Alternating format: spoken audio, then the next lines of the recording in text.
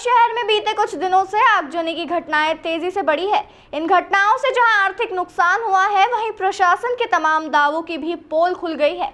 कई बार आग बुझाने के लिए दमकल की टीम 1 घंटे में मौके पर पहुंची, तो वहीं पलासिया स्थित इंडस्ट्री हाउस की 8वीं मंजिल पर लगी आग को बुझाने में दमकल की टीम के पसीने छूट गए। टीम के पास पर्याप्त उपकरण नहीं होने से एयरपोर्ट प्रबंधन की मदद ली गई और यहां से गाड़ियों को मंगवाकर आग बुझाई गई। इन सब में करीब 5 घंटे का समय लग गया। इन सभी घटनाओं के बाद अब शहर के अधिकारी नींद से जाग गए हैं और भविष्य में इस तरह की घटना दोबारा ना हो, इसको लेकर फिर से मंथन में जुट गए हैं। मंगलवार को कलेक्टर आशीष सिंह ने स्मार्ट सिटी कार्यालय में जिला प्रशासन, नगर निगम सहित अन्य विभाग के अधिकारियों के साथ बैठक की। इस बैठक में उन्होंने शहर की ऊंची इमारतों की जांच करने और यहां मौजूद फायर सेफ्टी उपकरणों को भी जांचने के निर्देश दिए हैं।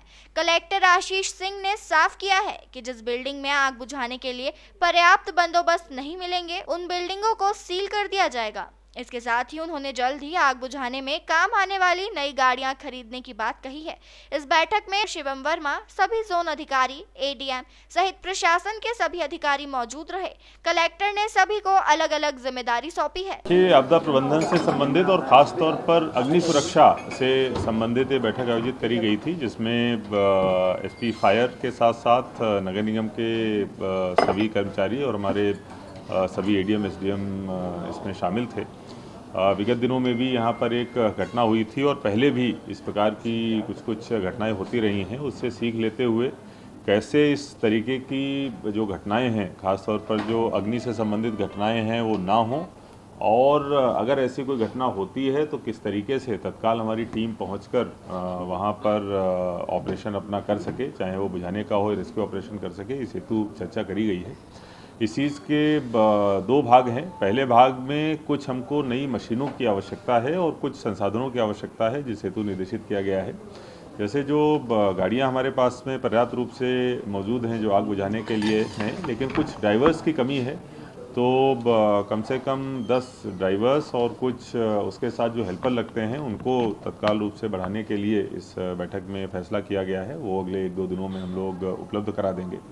इसके साथ साथ कुछ नई गाड़ियों की भी ज़रूरत है हमको, खासतौर पर जो फोम टेंडर है उनकी आवश्यकता है, और हाई राइज के लिए कुछ जो बड़ी मशीनें आती हैं, हाइड्रोलिक मशीनें आती हैं, एक रेस्क्यू के लिए जो टर्न टेबल आती है, उसकी हम लोगों को आवश्यकता है।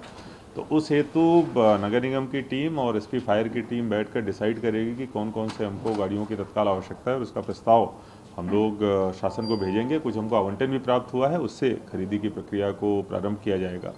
तो कुल मिलाकर अगर ऐसी कोई घटना होती है तो उसके लिए हमारे पास प्रिपेयर्डनेस हो, हमारे पास में संसाधन, चाहे मानव संसाधन हो, चाहे मशीनरी के संसाधन हो, पर्याप्त रूप से हों, ये तत्काल सुनिश्चित किया जाएगा। इसके साथ साथ जो ख़ास तौर पर G+3 है, उससे ऊपर की बिल्डिंग्स हैं, चाहे वो आवासीय हों, चाहे कॉमर्शियल हों, हॉस्टल हों, हॉस्पिटल हों, उन सभी में सुरक्षा के पर्याप्त इंतज़ाम किए गए हैं कि नहीं किए गए हैं, ये भी देखना बहुत ज़रूरी है। क्योंकि अगर सुरक्षा के इंतजाम होते हैं तो तत्काल ही आग पे काबू पा लिया जाता है और रेस्क्यू ऑपरेशन की ज़रूरत नहीं पड़ती है। इस हेतु एक संयुक्त टीम बनाई गई है, जिसमें कि हमारे एसडीएम, संबंधित बिल्डिंग ऑफिसर और पुलिस के अधिकारी शामिल होंगे। G+3 से ऊपर की जितनी भी बिल्डिंग्स हैं, अगले 10 दिनों के अंदर सभी का निरीक्षण इनके द्वारा किया जाएगा। इसमें अंदर उनके द्वारा क्या सुरक्षा उपाय किए गए हैं, ये तो देखा ही जाएगा। इसके साथ साथ बिल्डिंग में आने जाने का पर्याप्त रास्ता मौजूद है कि नहीं मौजूद है, अगर कहीं ऐसी घटना हो जाती है तो उसके लिए सीढ़ियाँ पर्याप्त रूप से हैं या नहीं है, उनमें कोई ऑब्स्टेकल तो नहीं है, और अगर हमारी गाड़ी को जाने के लिए पर्याप्त रूप से MOS छोड़ा गया है कि नहीं छोड़ा गया है, इस चीज़ की जांच कराई जाएगी। अगर आवश्यकता पड़ी और वहाँ पर इस प्रकार के इंतज़ाम नहीं मिले या इतनी जगह नहीं हुई, तो अगर आवश्यकता पड़ी तो हम लोग ऐसी बिल्डिंग्स को सील कराने की भी कार्रवाई करेंगे। ये भी निर्देशित किया गया है।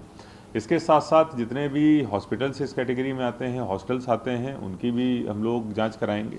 फायर सर्टिफिकेट होना अलग चीज़ है, लेकिन इसके साथ साथ अगर फायर सर्टिफिकेट जब तक के लिए नहीं लिया जा रहा है, तब तक के लिए कम से कम फायर कंसल्टेंट के माध्यम से सुरक्षा के पर्याप्त इंतजामात कर लिए जाएं, ये चीज़ अनिवार्य होगी।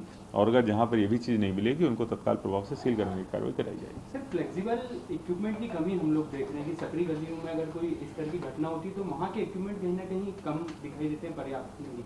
और देखिए, निश्चित रूप से जैसा मैंने बताया कि जो हमारे पास में गाड़ियां पर्याप्त हैं, समस्या वहां पर आती है कि जहां पर बिल्डिंग तक नज़दीक पहुंचने के लिए हमको आवश्यकता पड़ती है, तो अमूमन देखा जाता है कि बड़ी बिल्डिंग है, ऊंची बिल्डिंग है, लेकिन वहां तक पहुंचने का रास्ता ही नहीं है। तो जो हमारी चेकिंग होगी उसमें ये फैक्टर शामिल रहेगा। इसके अलावा जहाँ पर बिल्डिंग की ऊंचाई थोड़ी बढ़ जाती है वहाँ पर हमको परेशानी आने लगती है। इस हेतु हमको निश्चित रूप से कुछ मशीनों की या कुछ जो हाइड्रोलिक बेस सिस्टम होते हैं उनकी मशीनों की आवश्यकता है। उसके लिए हम लोग तत्काल, हमारे पास में कुछ आवंटन है, उसके लिए तत्काल हम लोग टेंडर भी जारी करेंगे और अगर आवश्यकता पड़ी तो शासन से आवंटन की मांग करके नई मशीनें भी और खरीदेंगे। अब देखना होगा कि कलेक्टर की सख्ती का कितना असर अधिकारियों पर होता है या फिर ये बैठक महज खानापूर्ति बनकर रह जाती है।